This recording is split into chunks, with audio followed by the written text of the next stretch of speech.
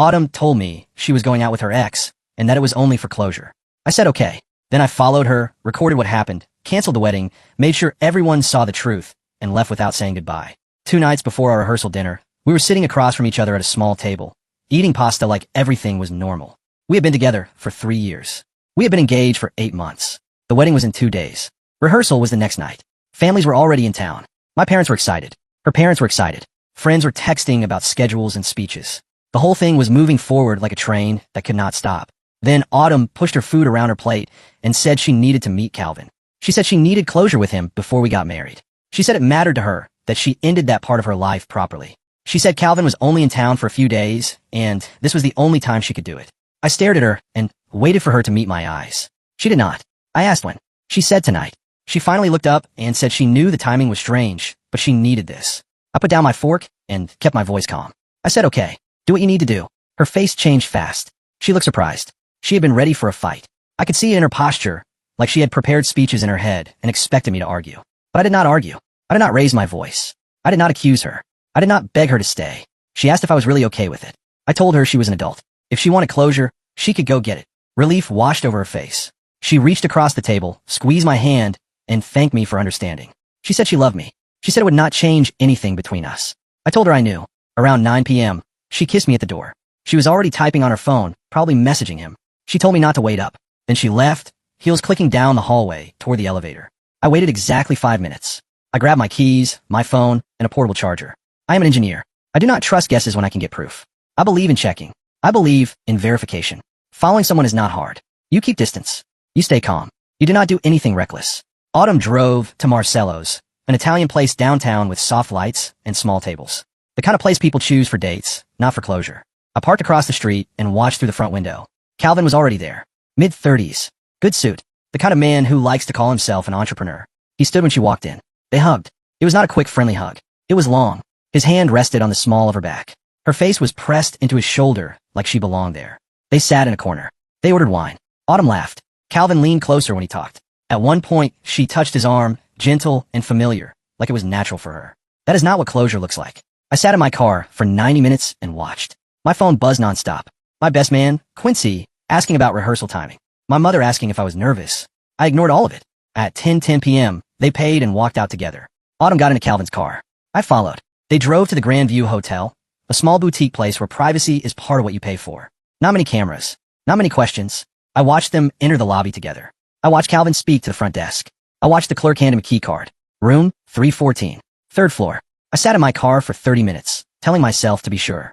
Telling myself there was still a chance this was innocent. Telling myself there might be an explanation that did not destroy my life. I could not find even one reason to believe that. So I got out of my car, crossed the lot, and took the stairs to the 3rd floor. The hallway was quiet. Room 314 was halfway down. The curtains were cheap and slightly open. If you do not pull them tight, there's a gap. They had not pulled them tight. I stood outside for 3 minutes. I did not need to break in. I did not need to knock. I did not need to guess. My phone camera captured everything I needed. Nothing graphic. Just clear. Clothes on the floor. 2 bodies in bed. Autumn's face visible in profile. Calvin's hand in her hair. The timestamp in the corner of my screen read 11:13 p.m. That was my confirmation. I walked back to my car, backed up the video to multiple cloud accounts, and saved it to a flash drive I kept in my glove box. Then I drove home. Our apartment was dark and empty. It felt like a place that already belonged to someone else, like I was standing inside a memory that was fading. I sat at the kitchen table with my laptop and started making a list. A strict list. A list with steps and deadlines. I did not cry. I did not shake. I did not pace. I planned. At 4:13 a.m., I heard a key in the lock. Autumn slipped inside quietly. She froze when she saw me sitting there, fully dressed, laptop open. She smiled like a child caught sneaking in late. She said, "Baby, you were still up." I closed my laptop calmly and said I was going over wedding details and could not sleep because I was excited. Her whole body relaxed. She came close and kissed my forehead. She said she could not sleep either. She said she loved me. I said I know. She went into the bedroom, humming softly. Happy. Satisfied. As soon as she disappeared, I opened my laptop again. I had an email draft addressed to the venue coordinator. Her name was Stephanie. I had met her twice. Efficient, professional, the kind of person who does not ask questions if you are direct. In the email, I wrote that when Autumn reached the altar, Stephanie needed to hand her a sealed envelope. She had to tell Autumn it was from me. She had to make sure Autumn opened it there in front of everyone. Then I sent it. I did not sleep. I did not see the point. I spent the next 4 hours finalizing everything. Every detail. Every step. Every backup plan. By sunrise, I had a plan that would have made any project manager proud. Autumn's alarm went off at 9:30. I heard her moving around, getting ready. I was already dressed, coffee in hand, standing by the door. She called from the bathroom and asked where I was going. I told her I had last-minute meetings with vendors and would see her at rehearsal.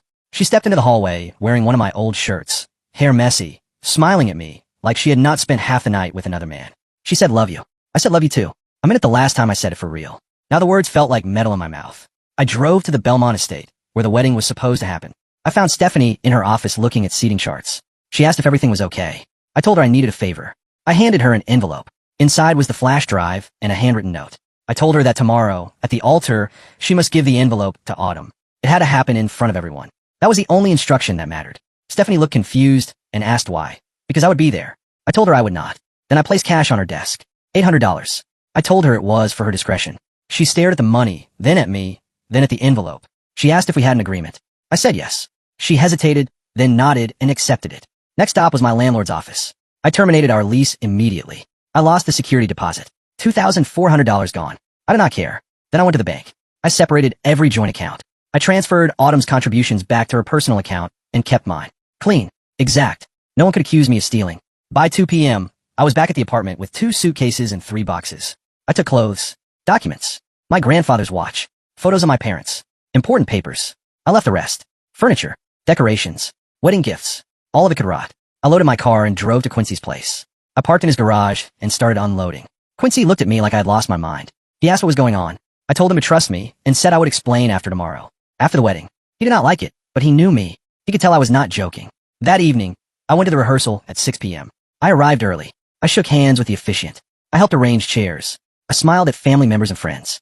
I acted like a man who was about to marry the love of his life. My groomsmen arrived. My parents arrived. Autumn's family arrived. People laughed and took photos and made jokes about married life. Autumn arrived at 6:40, a little late, wearing a sundress, glowing like someone who believed her own story. She hugged her bridesmaids and kissed her mother's cheek. Then she spotted me and lit up. She ran over and wrapped her arms around me. I held her. I felt her heartbeat against my chest. She whispered that she was nervous. I told her not anymore. We practiced the ceremony. Walk, stand, vows, kiss, smile. I stood at the altar during the run-through and pictured her in white the next day. Why mother leaned toward me during a break and said I seemed calm. I told her I knew exactly what I was doing. After rehearsal, we had dinner at Marcello's, the same place where Autumn had met Calvin. The irony almost made me laugh. In the parking lot afterward, Autumn pulled me aside. She played with my tie and, said tradition, said we should not see each other the night before the wedding. She said she would stay at her sister's place. She said it was bad luck to see the bride before the wedding. I nodded and said right. But I knew she was not going to her sister's. I knew exactly where she was going. I knew who she would be with. She kissed me and said, "See you at the altar." I said, "Yeah, see you there." When she drove away, I checked my phone. Stephanie had confirmed she received the envelope. My landlord had emailed the termination paperwork. A prepaid burner phone I had bought was charging in my car. I went back to the apartment one last time. I took my grandfather's watch from the nightstand. I left my key on the kitchen counter near a half-empty bottle of wine from our anniversary. Then I left. I got a hotel room across town and texted Quincy from my new number. I told him that tomorrow, no matter what happened, he had to trust me and not ask questions. He replied instantly, demanding to know what the hell was happening. I did not answer.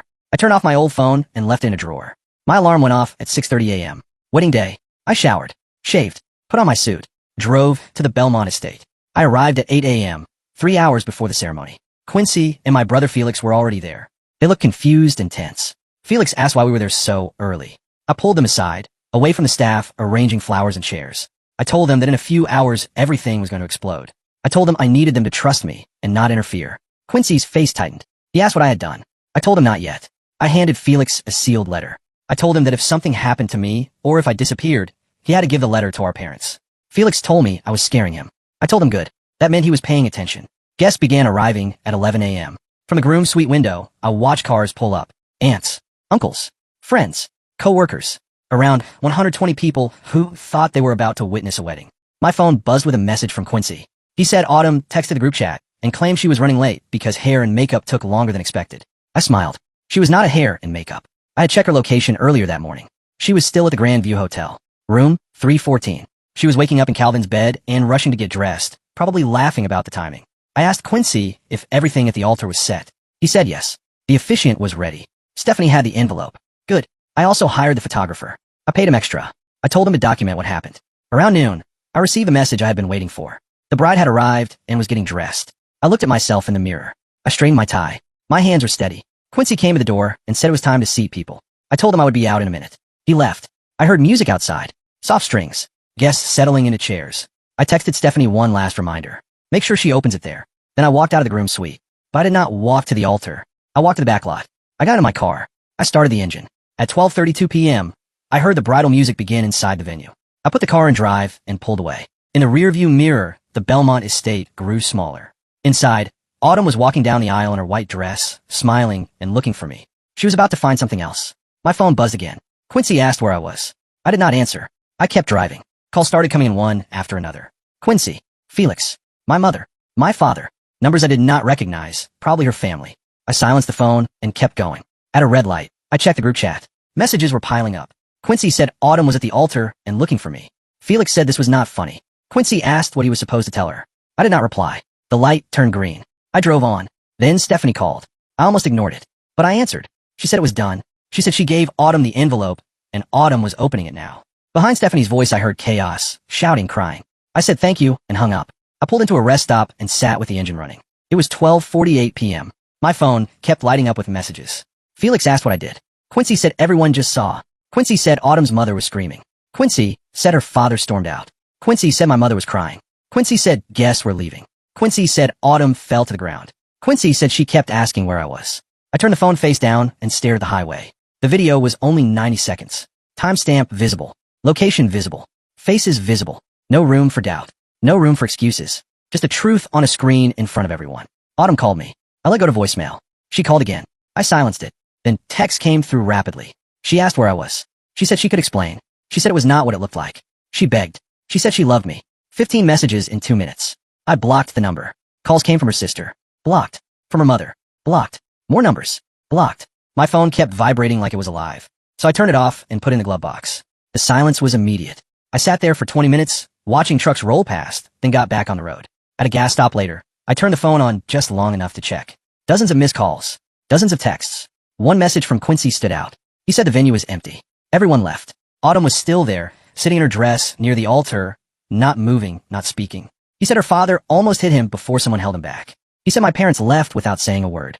Another message said Autumn asked Quincy where I was. Quincy told her I was gone. New city, new number, new life. Another message said she found the second note in the envelope and was reading it. Because I had included a handwritten message onto the flash drive. It said she wanted closure with Calvin, so I was giving her closure with me. It said the wedding was canceled. Vendors were paid. The apartment lease was ended. My phone number was disconnected. It said do not look for me, because she would not find me. It said goodbye. I closed my messages. Felix texted and asked if I was safe because Mom was panicking. I replied that I was safe and that I would call in a few days. I told him to tell her I was sorry she had to see it, but it had to be done. Felix replied that what Autumn did was awful, but what I did was nuclear. He said she earned it. I did not answer.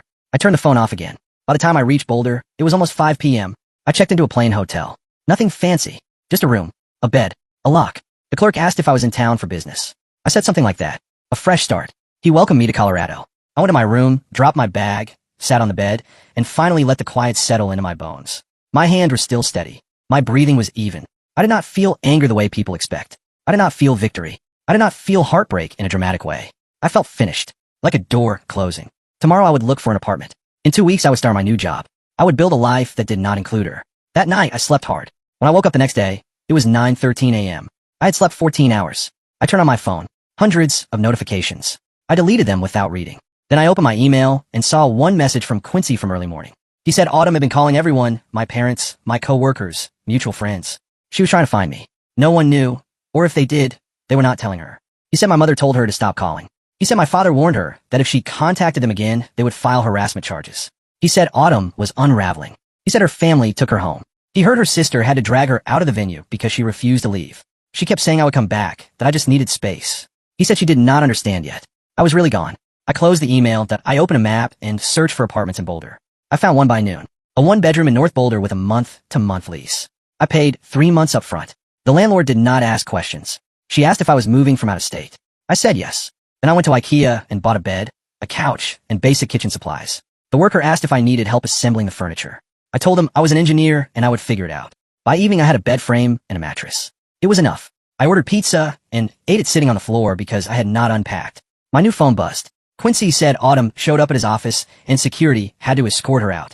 She was crying and asking where I went. I did not respond. He texted again and said my mother called him and asked if I was really okay. Quincy told her yes. He said she was not angry, only sad it happened. I set the phone down and stared at the empty walls. My mother was not mad. That mattered. The next day, I handled paperwork. New license. Address updates. Car registration. I was erasing my old life step by step. Felix messaged that Autumn's father came to the house looking for me. Dad told him I did not live there and to leave. The man tried to push past. Dad called the police and they escorted him away. Felix also said Autumn posted a long message online about mistakes and people not knowing the full story. Half our relatives told her to delete it. She deleted it after an hour. For a moment, I almost felt bad. Almost. Then I remembered the way she kissed me goodbye before going to Calvin's hotel. The way she hummed in the shower the next morning like everything was fine. The feeling passed. A few days later, I was at the grocery store and saw a couple arguing in the parking lot. The woman was crying. The man was yelling. She kept apologizing. I walked past, but something about it stayed with me. That night, I could not sleep. I stared at the ceiling and thought about the last fight Autumn and I had. It had been about wedding colors. Emerald versus navy. We compromised on forest green. Small, stupid arguments. And underneath it all, she had already been texting Calvin. Already planning her so-called closure. Already planning to blow up our lives. Then Felix texted that a package came for me and he forwarded it to my new address. I was not expecting anything. When it arrived, I opened it slowly. Inside were things I had left behind. My engagement ring, the apartment keys, a printed bank statement showing the joint account closure and the exact amounts returned to Autumn, a receipt for a donation to a domestic violence shelter in the amount I would have spent on my wedding band, and a note, written in my handwriting, saying I gave her 3 years and she gave me clarity and now we were even. I stared at the items spread across my counter. I did not remember preparing it, but I must have in those sleepless hours when I was planning everything. Then an unknown number called. I answered without thinking. It was Autumn. Her voice sounded broken and raw. She said she only wanted to hear my voice. She said she was not asking for anything.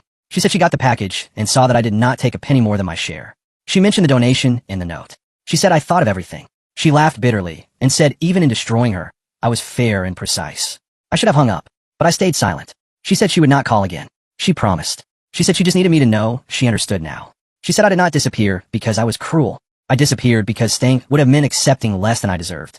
She said she hoped I found what I was looking for and hoped my future partner knew how lucky she was. Then she ended the call. I stood there holding the phone, listening to the deadline. Then I noticed something else in the box. A small envelope with my name, written in Autumn's handwriting. Inside was a photo from our first date, 3 years earlier. We were at a street fair, sharing funnel cake, laughing. She looked happy. I looked happy. We looked like people who still believed in each other. On the back, she wrote that she was sorry she forgot what that felt like. I held the photo over the trash and could not drop it. Not yet. I left it on the counter for days, then put it in a drawer. Out of sight, but still there. I started my new job as a senior water systems engineer for the city. The team was small and calm. My supervisor gave me a project and left me alone. It was exactly what I needed. At lunch one day, I checked my old email one last time. There was a message from Whitney, Autumn's sister. She said Autumn moved away to Arizona and was trying to restart. She said their father still would not speak to Autumn. The mother sent short messages. She said Autumn was in heavy therapy and on medication. She said the fallout was real. Then she said the wedding video leaked online and went viral. She said it was everywhere. She said Autumn had to delete her social accounts because people were brutal. I read it twice. I had not leaked it. I did not need to, but someone did. Now the shame was not only private. It was public and permanent. I deleted the email. Then I deleted the whole account. Done. A few weeks later, I joined a climbing gym to keep my mind busy. The instructor was Priya, a structural engineer with a dry sense of humor. She corrected my form and taught me how to climb without overthinking every move. After a couple of sessions, she asked if I wanted to get coffee. We sat in a small cafe near the gym. She said I looked new to Boulder. She said I had that looked like I was still learning where everything was. She asked if I was running from something or running toward something. I thought about lying. I did not. I told her it was a bit of both. She nodded and did not push. We talked about work and routes and how Colorado weather changes fast. It was easy. After that, we met again. Then again. Meanwhile, Quincy kept me updated when I needed it. He called one day and said he'd been contacted by a lawyer. Autumn was trying to claim emotional distress and suggest I set up a public humiliation campaign. Quincy said he refused to help her case. Felix refused too. My parents refused too. I asked what she was trying to get. Quincy said probably money or an apology or anything that made her feel less guilty. I told him she could blame herself. Later, I received a legal order filed on my behalf. A restraining order. Autumn could not contact me directly or indirectly for 12 months. There was a note from my attorney saying the evidence of harassment was overwhelming and I was protected. The paper felt heavy in my hands, not because I love the idea of legal walls, but because it proved how far things had gone. Then Priya asked me out to dinner. Real dinner. A real date. I hesitated for a second because I did not know if I was ready. But I also knew waiting for perfect readiness was a trap. So I said yes. The day of the date, An unknown number texted me a photo. It was Autumn sitting in what looked like a therapist's office. Her hair shorter, face thinner, eyes hollow. She wrote that she knew she was breaking the restraining order and did not care. She said she needed me to see what I did to her, that she was destroyed, and that she needed me to carry the pain too. She wrote that I won. She begged me to tell her I felt something. I stared at the screen for a long time. I could have responded. I could have told her I felt anger and grief and relief all mixed together. But I did not. Instead, I documented the messages, sent them to my attorney as proof of a violation, and blocked the number. Then I went to dinner. Priya was waiting outside the restaurant, smiling in a green dress. We ate and talked, and did not speak about my past. Halfway through, my attorney replied that the violation was recorded and they would pursue consequences. I turned my phone over and focused on the present. For the first time in weeks, I felt genuinely okay. Later that night, alone, I opened a drawer and looked at the old photo from our first date again. I stared at it for a long time. Then I tore it and threw it away. Not because I hated the memory, because I needed to stop holding it like a wound I kept touching. Months passed. Priya and I kept climbing. I got stronger. I stopped flinching every time my phone buzzed.